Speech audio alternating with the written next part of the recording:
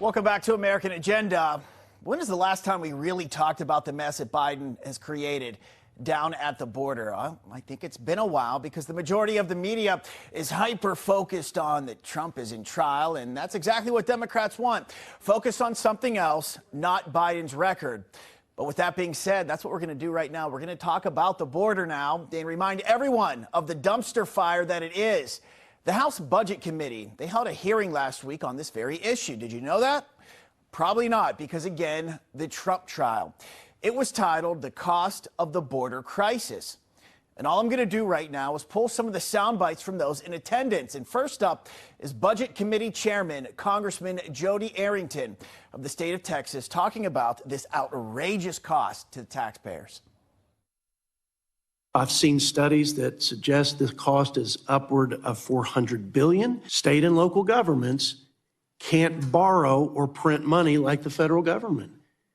And so they're having to balance their budgets by either absorbing this cost through raising taxes, or they're having to cut services to their citizens.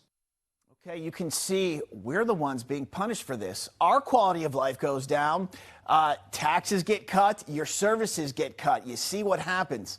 Okay, up next, Congressman Rudy Yakim of Indiana. President Biden created this crisis on day one when he signed his first 64 executive actions that have undermined border security and encouraged illegal immigration. Joe Biden took 296 executive actions dismantling Trump's immigration policies in the first year. I talked about that extensively last week. So this means he can take executive actions to put policies that work back in place if he wanted to, but he doesn't. All right, up next from my home state of Pennsylvania, we have Congressman Lloyd Smucker. I'm from Lancaster County, 2,000 miles from the border. We have hundreds of fentanyl deaths in our region. It's a real problem that we have. Every single city, every single area of the country really has been affected by the Biden administration's policy on the border.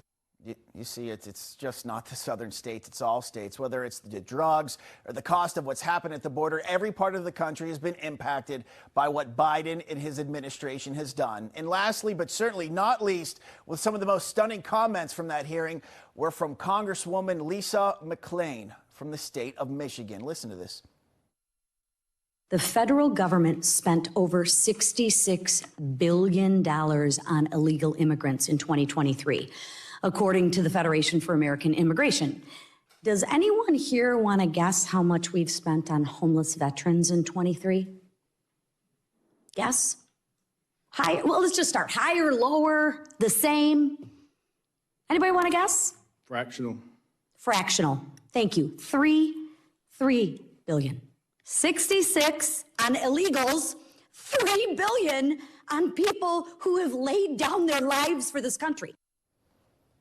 It's unbelievable. You can see how frustrated the Congresswoman is in that soundbite. And I get it. We all should be frustrated. This isn't right and not fair to the American taxpayer. We're prioritizing people who just got here, many of them illegally, not our veterans. And frankly, we're all paying the price for it now in terms of raising taxes, services cuts, Katrina. It's a mess. Yeah, it absolutely is a mess. And there's lots to discuss here, as always, with the Brooks Breakdown. And for help with that, we're joined by a House Homeland Security Committee member and Republican congressman from Oklahoma, Congressman Josh Brecheen. Congressman, thank you so much for joining us this afternoon.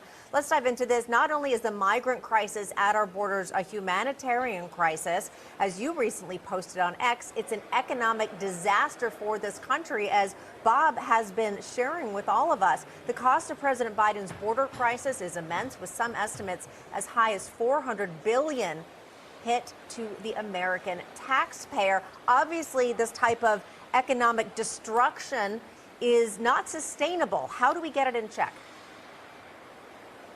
Well, let me first say that the sound bites that you played, I was privy to that hearing.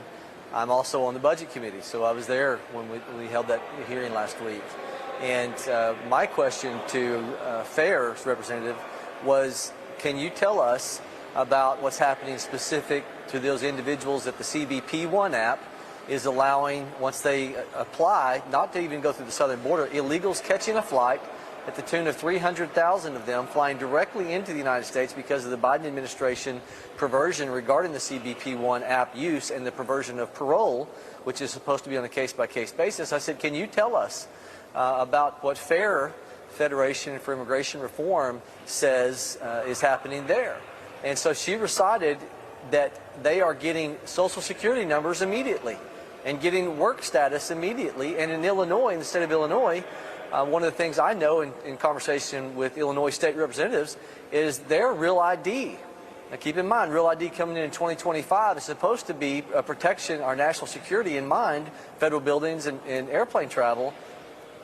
Illegal immigrants coming from Cuba, Haiti, giving a Social Security number, also then granted a work permit status. It is one of the boxes the state of Illinois will allow you to check. And so it's totally undermining Real ID compliance. You've got illegals with very limited vetting getting Real ID compliant driver's license. Congressman, I want to highlight the fact again, it's down to the local level. Local municipalities, they've got to either raise taxes or cut services here. This hits every American. Everyone's going to have to pay the price for this because of what Joe Biden and Mayorkas have done. Yeah. Well, I actually brought that up because Cato was there to advocate the position of the Democrats, which was it's a win-win financially. And when I pressed him on the numbers, they're using numbers that includes all immigrants, not just illegal. So they were confusing the numbers in the committee, and I thought it was really astounding of the way they were presenting their side. And so when you bring in those that that we vet, we find out, are they going to be a contribution to the U.S. citizenry? Well, yeah, we allow through visas and other legal processes people to come in this country. But when you talk about illegals, it is from the smallest level of example. I pointed this out to Cato in the committee last week. I said, if your contention is that they are bringing revenue to this country, then explain to me why Eric Adams, the mayor of New York City, says that everyone citywide, and this is a Democrat mayor, brace for 10 to 15% cuts to all services. And if your numbers are right and the FAIR numbers are wrong, it says $66 billion cost to the taxpayer, explain that to me. And then he had to ante up the information that they were including in their numbers, all immigration, not just illegal immigration. And look, the average American knows this. They are not contributing financially. They are a drain on our society. And so that has to be factored in addition to concerns over national security. Yeah, national security, financially, it's not sustainable. It can't continue on. That's right. Congressman, thanks for coming on. Stop back soon. Bob, Katrina, thank you for having me.